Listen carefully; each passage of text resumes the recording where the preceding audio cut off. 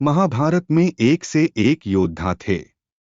प्रत्येक व्यक्ति की दृष्टि में अलग अलग योद्धा सर्वश्रेष्ठ हो सकते हैं।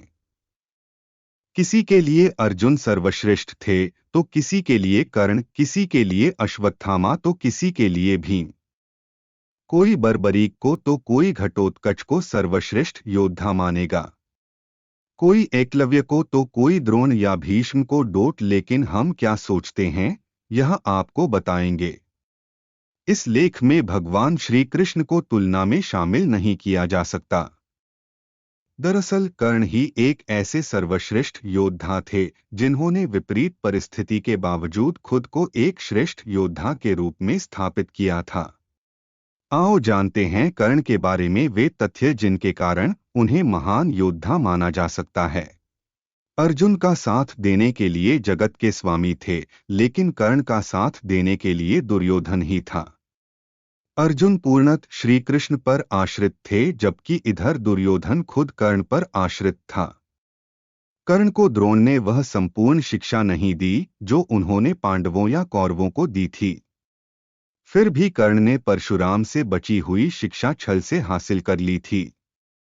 यदि कर्ण अर्जुन के बराबर योग्य नहीं होता तो भगवान परशुराम कर्ण को शिक्षा देने के लिए तैयार नहीं होते। कर्ण एक सच्चा मित्र होने के साथ साथ ही दानवीर भी था।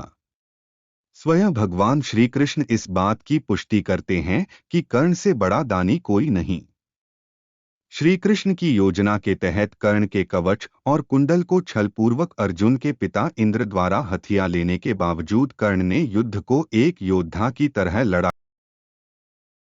कर्ण ने जरासंध को अकेले हराया था, वहीं भीम ने श्री कृष्ण की मदद से जरासंध को छल के द्वारा मारा था।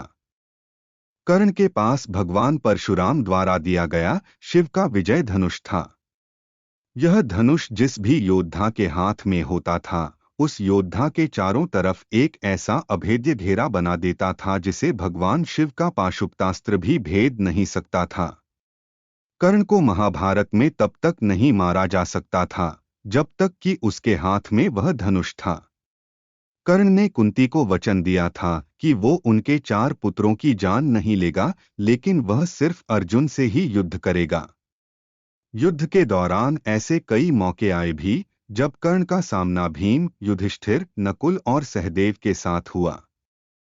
वो चाहता तो उन सभी को मार सकता था, किंतु उसने ऐसा नहीं किया, क्योंकि एक योद्धा का वचन ही उसके लिए सर्वश्रेष्ठ होता है। जिस द्रुपद को 105 भाई मिलकर जीत पाए, उसे कर्ण ने दिग्विजय के दौरान अकेले ही हराया था। प्रागज्योतिष का राजा भगदत्त, जिसे राजसूय यज्ञ के दौरान अर्जुन नहीं हरा पाए थे, उसे भी कर्ण ने हराया था। अश्वसेन बाण का संधान दोबारा न करना, यह भी श्रेष्ठता का प्रमाण है। अश्वसेन एक नाग था जो कर्ण के धनुष पर चढ़ गया था और उसने कहा था कि तुम मेरा संधान करो तो मैं वहां पहुंचकर अर्जुन को डंसकर अपना बदला पूरा करूंगा। क्योंकि अर्जुन ने खांडव वन दाह के समय मेरी माता को मारा था। लेकिन कर्ण ने अश्वसेन को इनकार कर दिया था।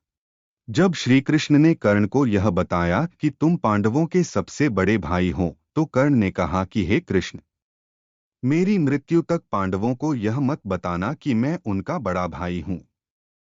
कर्ण की यह बात सिद्ध करती है कि वह पांडवों के प्रति किसी भी षड्यंत्र में शामिल नहीं था, फिर भी युद्ध के सामने योद्धाओं की तरह ही लड़ा। महाभारत के एक प्रसंगानुसार जब कर्ण के बाणों के प्रहार से अर्जुन का रथ कुछ इंच पीछे चला जाता है और कृष्ण उसकी प्रशंसा करते हैं, तब अर्जुन कहता है कि मेरे बाणों से कर्ण का रथ कई गज पीछे चला गया, तब आपने मेरी प्रशंसा नहीं की। अर्जुन की इस बात पर भगवान श्री कृष्ण कहते हैं कि कर्ण के रथ पर कर्ण और महाराज शल्य बैठे हैं, परंतु तुम्हारे रथ पर मैं यानी भगवान नारायण और महावीर हनुमान बैठे हैं, तब भी कर्ण ने तुम्हारा रथ पीछे धकेल दिया। सोचो, यदि महावीर हनुमान नहीं होते तो क्या होता।